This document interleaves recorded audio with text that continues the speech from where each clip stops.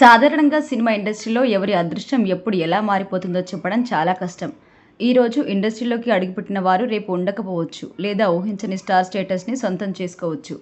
అలా ఇండస్ట్రీకి వచ్చి ఓవర్నైట్లోనే స్టార్ సెలబ్రిటీస్ అయిపోయి ఇప్పుడు ఎవరైతే వారికి అవకాశం కల్పించారో వారే తమ సినిమాల్లో మళ్ళీ నటించడానికి డేట్స్ అడుక్కోవడం బట్టి చూస్తే ఇక వారి రేంజ్ ఎలా పెరిగిపోయిందో అర్థం చేసుకోవచ్చు. ఇదే క్రమంలో తన సినిమా ద్వారా ఇండస్ట్రీకి పరిచయమే తన తదుపరి సినిమాలో డేట్స్ కోసం వారిని అడుక్కోవాల్సిన పరిస్థితి డైరెక్టర్కి ఏర్పడింది. మరి ఆ డైరెక్టర్ ఎవరు?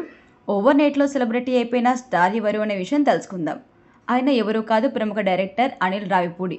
సక్సెస్ఫుల్ డైరెక్టర్గా టాలీవుడ్లో పేరు సొంతం చేసుకున్న ఆయన ఈ ఏడాది వెంకటేష్ హీరోగా సంక్రాంతి సందర్భంగా జనవరి 14న విడుదల చేసిన సినిమా సంక్రాంతికి వస్తున్నాం. ఇందులో ప్రముఖ బ్యూటీ ఐశ్వర్య రాజేష్, మీనాక్షి చౌదరి హీరోయిన్స్గా నటించారు. భారీ అంచనాల మధ్య విడుదల ఏకంగా 300 కోట్ల కలెక్షన్స్ వసూలు చేసి రికార్డు సృష్టించింది. ఇకపోతే ఈ సినిమాలో వెంకటేష్ కొడుకుగా నటించిన బుల్లిరాజు అలియాస్ భీముల రేవంత్ గురించి పరిచయం అక్కర్లేదు. చూడ్డానికి చిన్నవాడే అయినా తన సహజ నటనతో అందరి దృష్టి ఆకర్షించారు. ప్రస్తుతం బుల్లిరాజుగా ఫేమస్ అయిన ఇతడు రోజుకు ₹1,00,000 సంపాదిస్తున్నారు. ప్రస్తుతం అనిల్ రావిపూడి దర్శకత్వం వహిస్తున్న మెగాస్టార్ చిరంజీవి మూవీలో రేవంత్ కీలక పాత్ర పోషిస్తున్నట్టుగా సమాచారం.